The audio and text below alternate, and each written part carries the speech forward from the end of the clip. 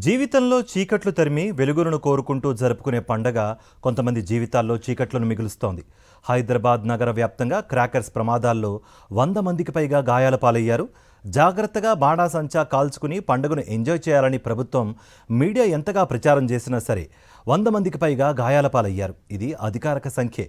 అనధికారికంగా బాధితుల సంఖ్య ఎక్కువే ఉండవచ్చునని అంటున్నారు. నరకాసురుని పీడ విరిగిపోయిన సందర్భాన్ని పురస్కరించుకొని ప్రతి ఏడాది దీపావళి పండుగ జరుపుకోవటం హిందువుల సంప్రదాయం. ఈ సందర్భంగా చిన్న పెద్ద బాణాసంచా కాల్చి సంతోషాన్ని వ్యక్తం చేస్తారు.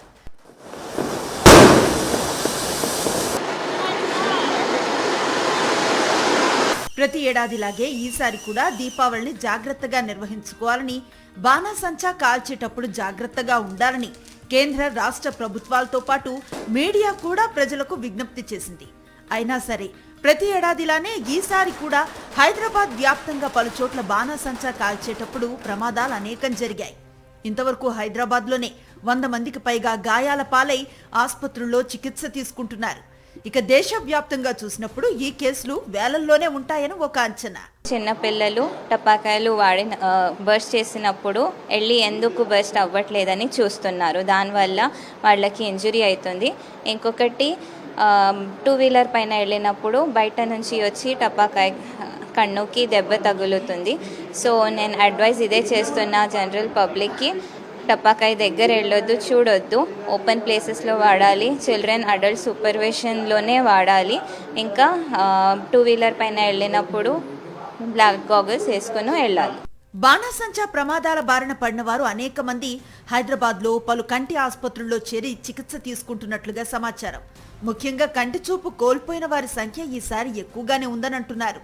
లోకల్ మేడ్ టపాసుల కారణంగా అవి చేతుల్లోనే కాలి చర్మం కాలిపోయినట్లుగా, కళ్లను డ్యామేజ్ చేసినట్లుగా డాక్టర్లు చెప్తున్నారు. ఈసారి టపాసులు కాల్చే వారి కంటే పక్క నుండి చూసేవారే ఎక్కువగా గాయాల పాలయ్యారని అంటున్నారు వైద్యులు. అకస్మాత్తుగా దూసుకొచ్చి రాకెట్లు తగిలి చర్మానికి గాయాలైన వారు నొప్పి తట్టుకోలేక ఆసుపత్రిలో చేరి చికిత్స తీసుకుంటున్నారు. మనం చూస్తున్న ఈయన బైక్ పై వెళుతూ ఉండగా వేగంగా వచ్చిన రాకెట్ తగిలి కంటికి తీవ్ర గాయమైంది. ఒక కన్ను పూర్తిగా పోయినట్లేనని డాక్టర్లు చెప్పారు. మేము బండి మీద పోతున్నాము, పనికి పోతున్నాం. అవుటర్కి వెళ్ళి వచ్చి తలిగింది. అంటే వేరే వాళ్ళు టపాసులు వెళ్తుంటే మాకు వచ్చి తలిగింది. మేము వెళ్చుకునేది కాదు. పనులు ఆన్ డ్యూటీలు ఉండగా వచ్చి తలిగింది. చాలా వేగంగా వచ్చింది. అది మస్తు వేగం. ఏమంటున్నారు డాక్టర్?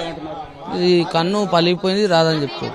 చీకట్లను తరిమి కొట్టి వెలుగులు నింపే పండగ రోజున నిర్లక్ష్యం కారణంగా కొంతమంది జీవితాల్లో శాశ్వతంగా చీకటి నిండటం అత్యంత విషాదకరం. అందరూ పండుగను ఎంజాయ్ చేస్తుంటే వారు మాత్రం తీవ్రమైన నొప్పితో ఆసుపత్రుల పాలవటం నిజంగా విచారించదగ్గ విషయమే. ఈ ఘటనలు చూసిన తర్వాతైనా రాబోయే దీపావళి సమయానికి మరిన్ని జాగ్రత్తలు తీసుకుందాం. పండగ అర్థాన్ని, పరమార్థాన్ని అర్థం చేసుకుని నిర్వహించుకుందాం.